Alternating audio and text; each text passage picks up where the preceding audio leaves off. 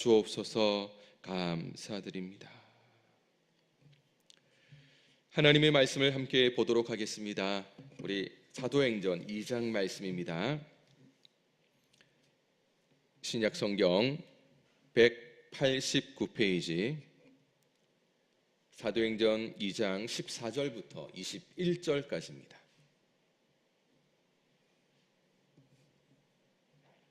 사도행전 2장 14절부터 21절까지 말씀이고요. 지금은 한 절만 읽고 함께 말씀을 나누겠습니다. 14절입니다. 14절 한 절만 읽겠습니다. 시작. 베드로가 11사도와 함께 서서 소리를 높여 이르되 유대인들과 예루살렘에 사는 모든 사람들아, 이 일을 너희로 알게 할 것이니 내 말에 귀를 기울이라. 아멘. 오순절 성령 세례를 받은 제자들은 완전히 변화가 되었습니다.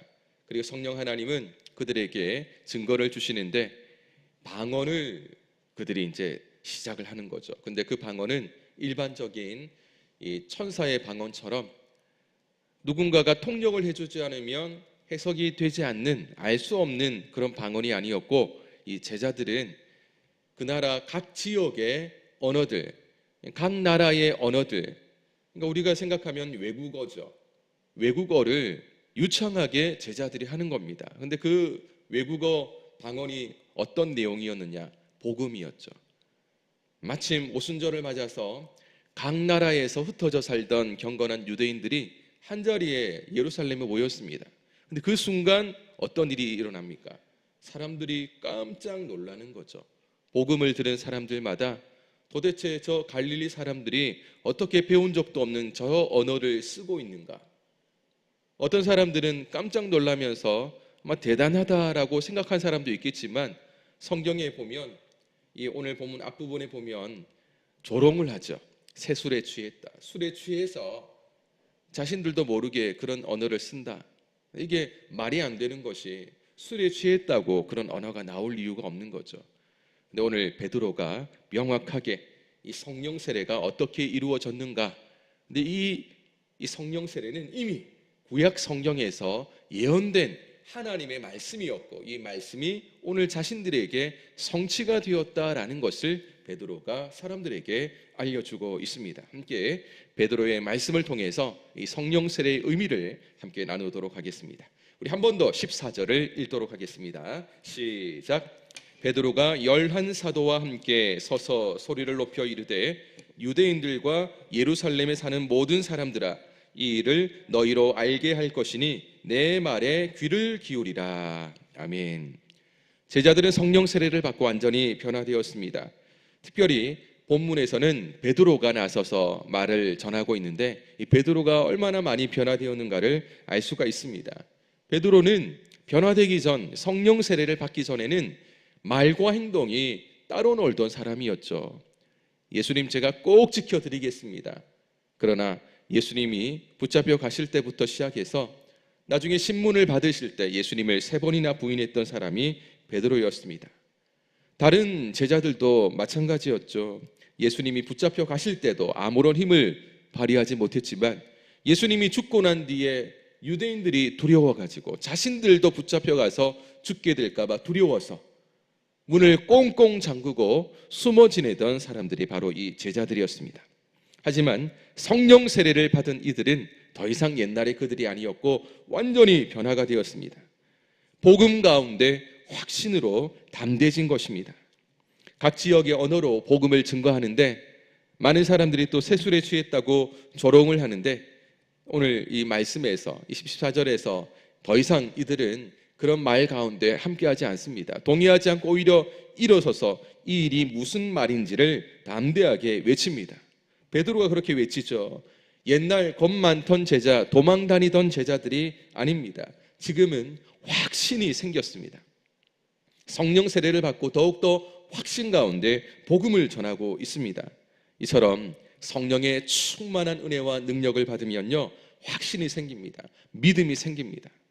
더 이상 우리가 예수 믿기 이전과 예수 믿은 이후 성령 세례, 바로 예수님을 믿는 영접하는 그 순간 우리가 받게 되는 이 성령 세례의 은혜를 받게 되면 이런 확신이 생기는 거죠.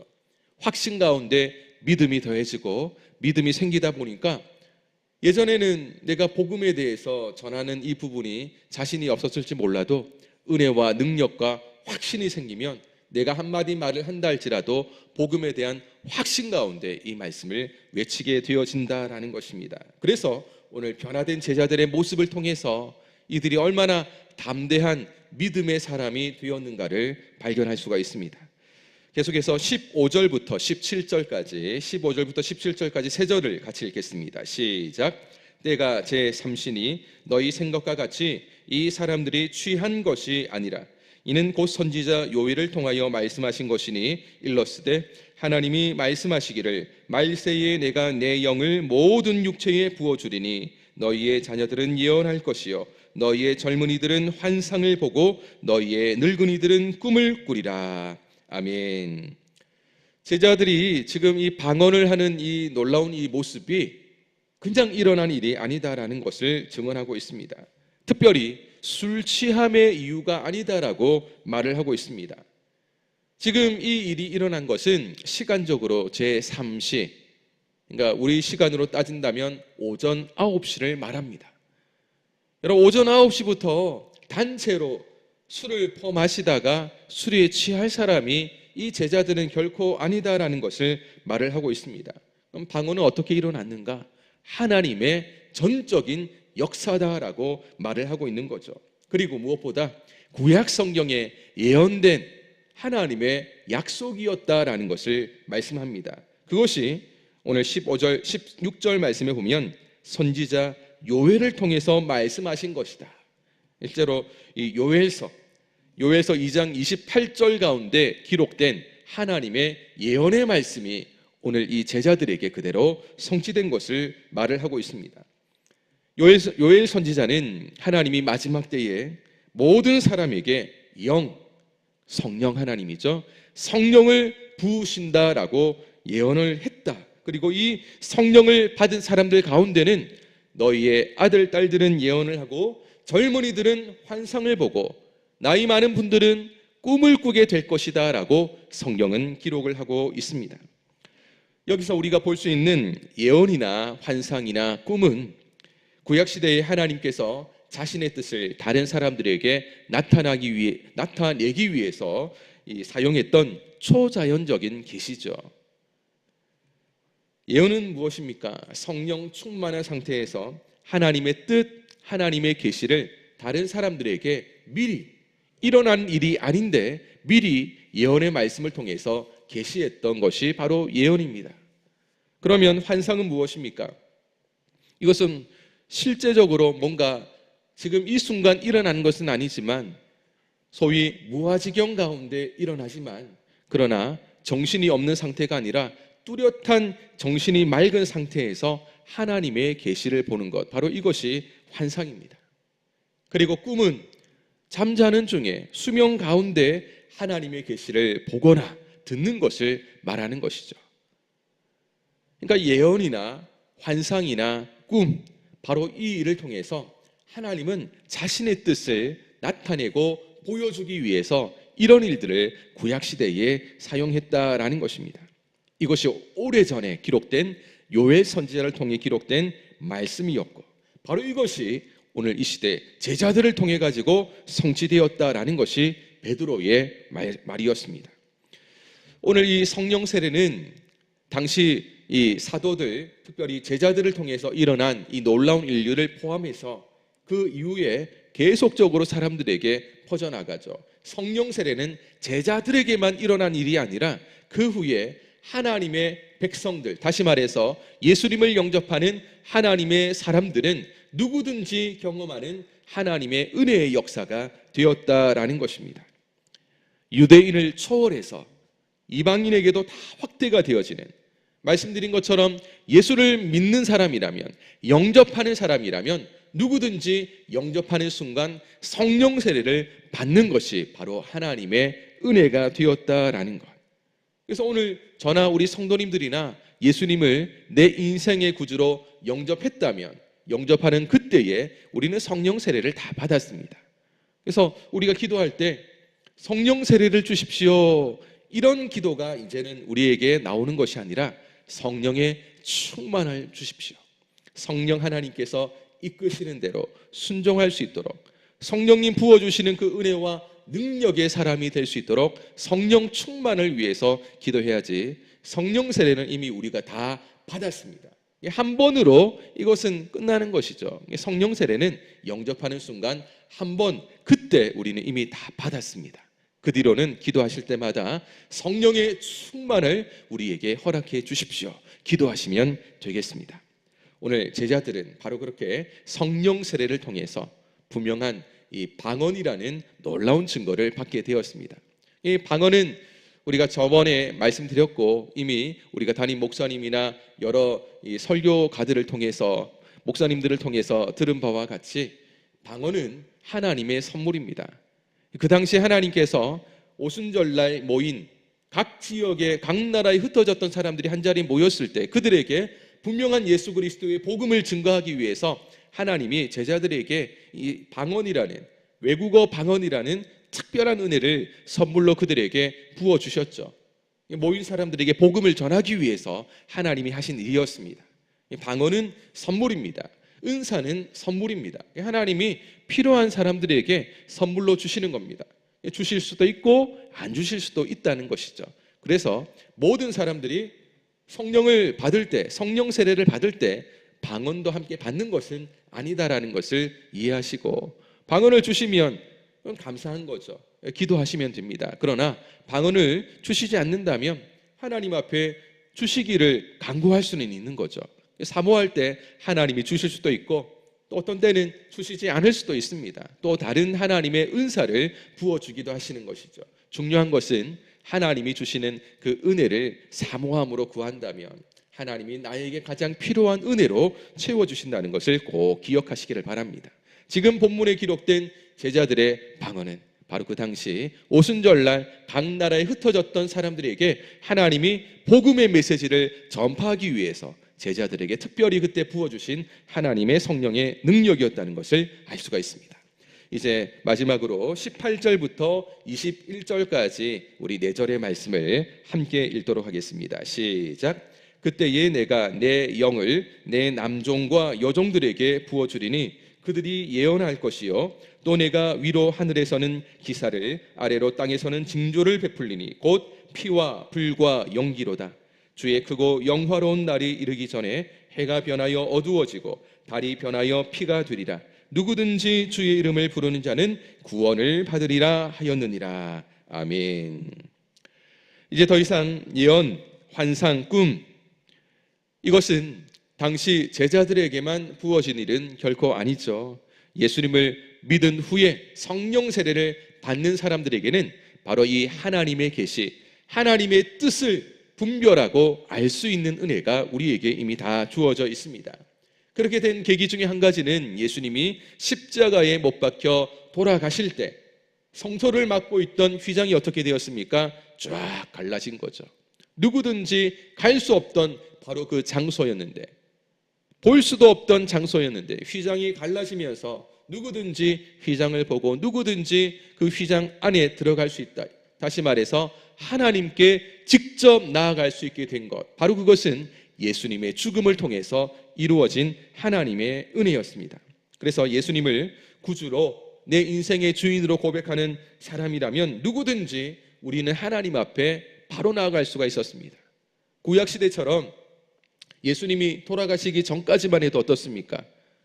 대제사장 정도가 되어야 그 성소에 들어가고, 그 성소 안에도, 특별히 시성소에도 대제사장 정도 되어야 들어갈 수 있는 특별히 구별된 장소였는데, 아무나 하나님께 바로 나아갈 수가 없었는데 예수님이 돌아가심을 통해서 십자가 구원 사역을 이루심으로 누구든지 우리는 하나님 앞에 바로 나아갈 수가 있게 되었고요.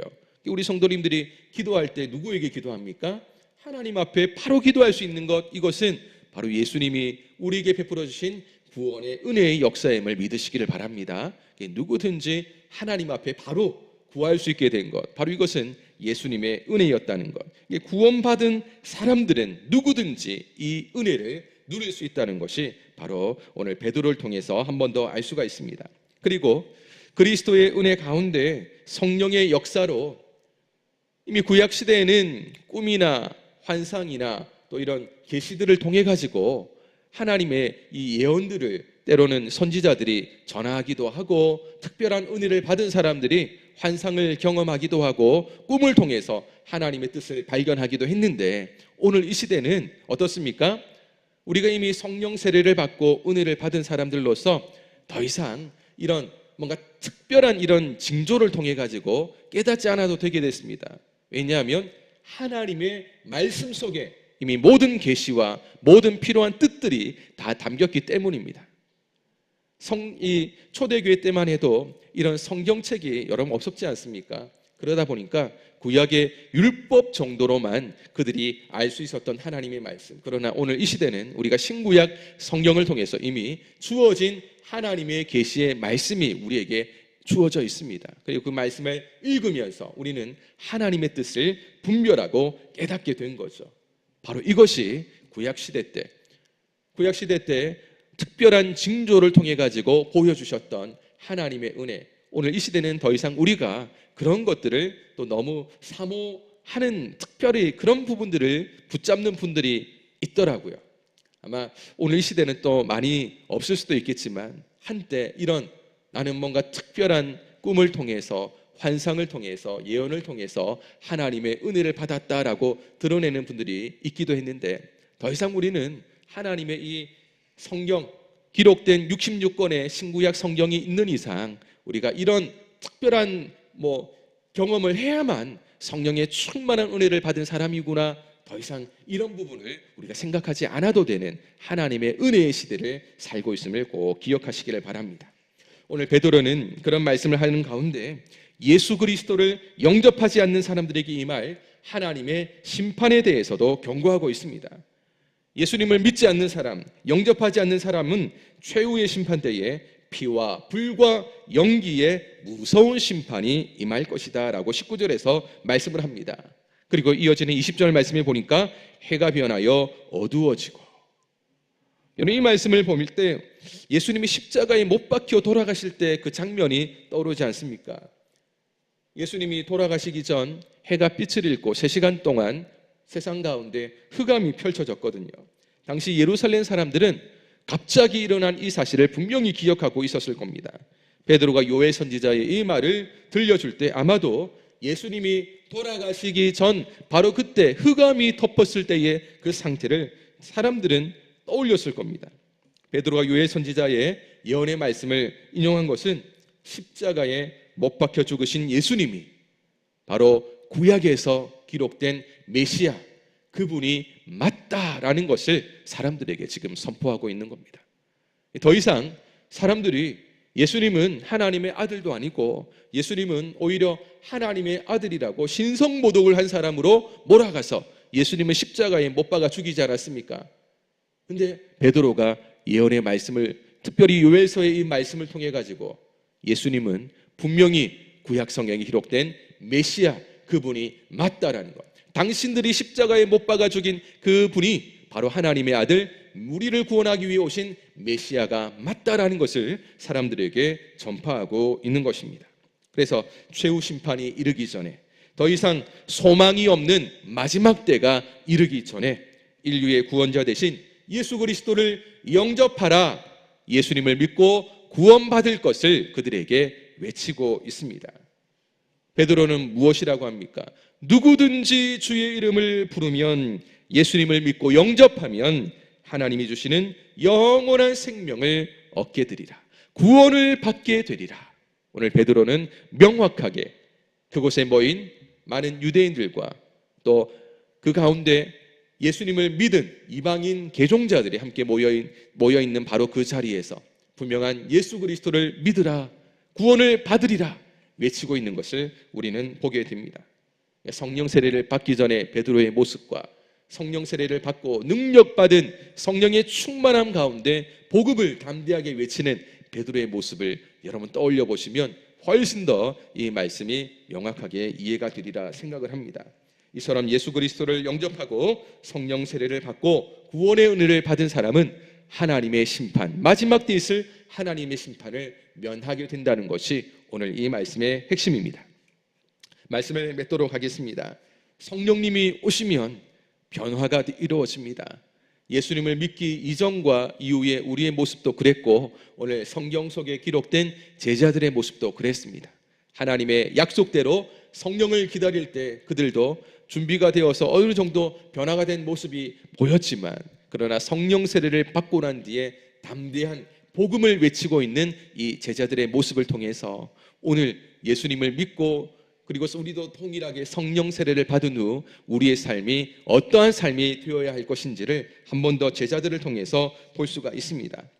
그런데 좀 아쉬운 부분들은 앞서 말씀드린 것처럼 성령 세례를 받는다라는 것, 이것을 뭔가 옛날 구약시대와 같이 예언과 환상과 꿈 같은 특별한 은혜를 받아야만 이게 성령 세례를 받는 증거일 것이다 라고 생각하는 분이 있을 수 있다는 것. 그러나 이런 부분이 없다 할지라도 이미 우리에게는 기록된 하나님의 말씀 속에 이 모든 것이 기록되어 있고, 이 말씀을 깨닫는 순간 우리는 하나님의 뜻이 무엇인지, 나를 통해 또 이 땅의 교회를 통해 해야 될 그 하나님의 뜻과 계시를 이미 하나님은 말씀을 통해서 다 해주셨기 때문에 중요한 것은 말씀을 읽는 것, 그리고 그 말씀을 읽으면서 하나님의 뜻을 깨달아 그 말씀대로 살아가는 것이 중요하다라고 볼 수가 있습니다. 그래서 누군가가 그런 부분들을 쫓아다닌다면 우리가 도와줘야 됩니다. 옛날에는 성경 기록된 말씀이 없을 때는 그랬을지 몰라도 지금은 기록된 하나님의 말씀을 통해서 하나님의 뜻을 다 알 수가 있는데, 뭔가 특별한 징조만을 찾아서 그런 경험만을 찾아서 나아가는 것은 바른 믿음이 아니다라는 것을 가르쳐 주셔야 됩니다. 무엇보다 이것조차도 알지 못하는 사람이 얼마나 많습니까, 세상에. 그리고 우리 살고 있는 정관 지역에도 많습니다.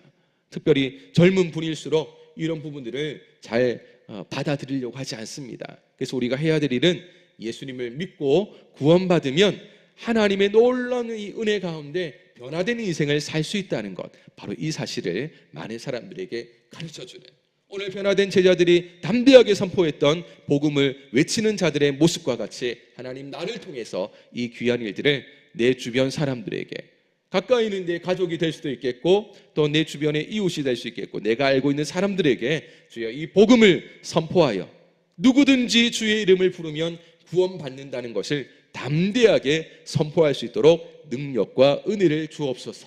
함께 기도하시면서 이 하루도 하나님의 말씀 붙잡고 믿음으로 승리할 수 있기를 주님의 이름으로 축원합니다. 우리 잠시 함께 기도하기 전에 우리 어제 담임 목사님 예배 가운데 광고 때 말씀하신 것처럼 우리 김연동 집사님이 모친이 어제 소천을 하셔가지고 장례식 가운데 있습니다. 오늘 오전에 입관 예배를 11시에 출발하려고 합니다. 그래서 함께 기도해 주시고 내일 장례식이 마무리될 때까지 하나님의 은혜가 그 가정 가운데 함께 할 수 있도록 함께 기도해 주시면 감사하겠습니다. 우리 시간 주신 말씀 붙잡고 함께 기도하겠습니다. 하나님,